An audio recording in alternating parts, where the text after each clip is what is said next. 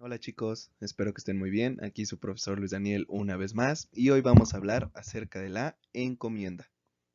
La encomienda va a ser la primera estructuración virreinal para poder gobernar o para poder tener un control territorial y poblacional de Nueva España. Esa es una parte sustancial. Vayamos con las características generales.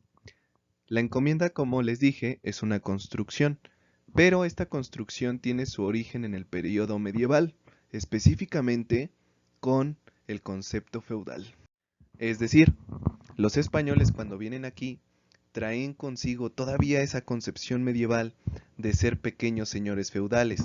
De hecho, se decía que España para el siglo XVI era de las naciones más atrasadas de Europa, tanto en su mentalidad como en cuestiones económicas, sociales y políticas.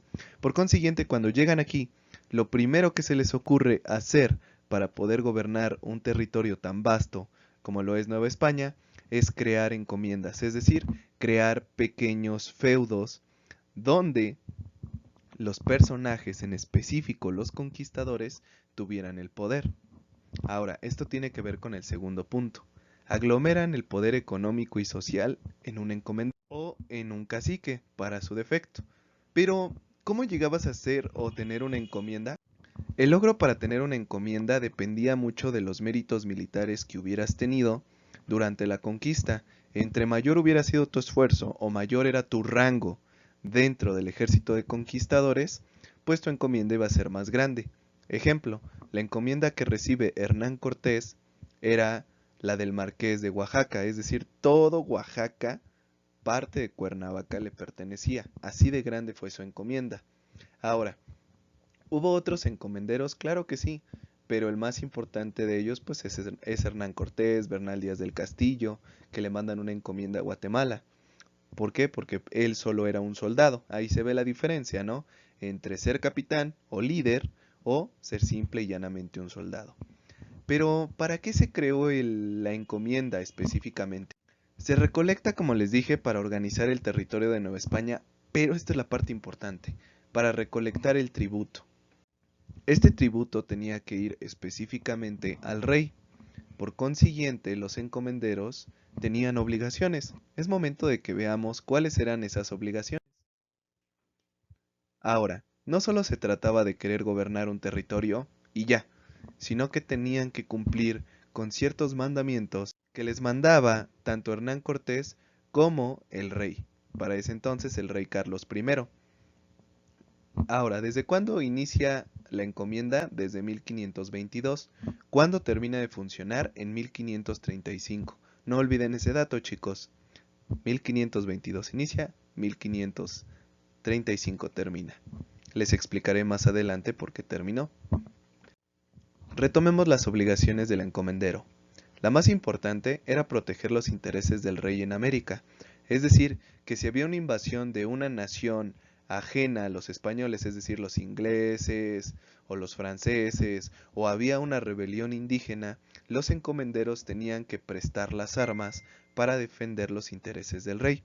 Y no solo los encomenderos, sino que todos sus tributarios dentro de la encomienda, es decir, todos los indígenas o españoles que vivieran dentro de su unidad de gobierno. El punto número 2, y este también es muy importante, incorporar a los indígenas a la economía colonial. Recuerden que los indígenas no tenían la costumbre ni mucho menos la práctica de una moneda. Recordemos que lo hacían a través del trueque. Entonces, la función principal también del encomendero era incursionar en los indígenas qué era la moneda, qué era el tributo. Los indígenas ya manejaban el tributo en especia para su Huaytlatoani. De hecho, Hernán Cortés había estipulado que ningún indígena tenía que pagar más de lo que ya le estaban pagando al Huaytlatoani antes de la conquista.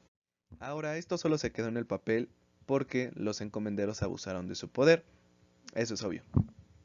Su tercer función, también súper importante por las bulas papales firmadas por los reyes de España, era apoyar el proceso de evangelización, es decir, tenían que dar cabida y manutención a las órdenes franciscanas o a las órdenes mendicantes que llegaran a apoyar este proceso. El proceso de evangelización lo hablaremos en clases posteriores, pero es de los más importantes. Y como lo mencionamos con anterioridad, gracias a ellos es que se propone un sincretismo cultural. El cuarto es el tributo. Como les dije, esta es la parte sustancial de la encomienda. Recuerden que cuando se obtenía un nuevo territorio, los conquistadores españoles tenían la obligación de pagar un tributo al rey. Este tributo primero se pagaba en trabajo o en especia. Posteriormente se va a prohibir en el siglo XVI el tributo por trabajo.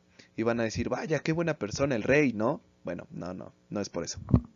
Se prohíbe el tributo por trabajo porque los indígenas estaban siendo diezmados por la matlalzáhuatl. Recuerden que es la viruela o la varicela.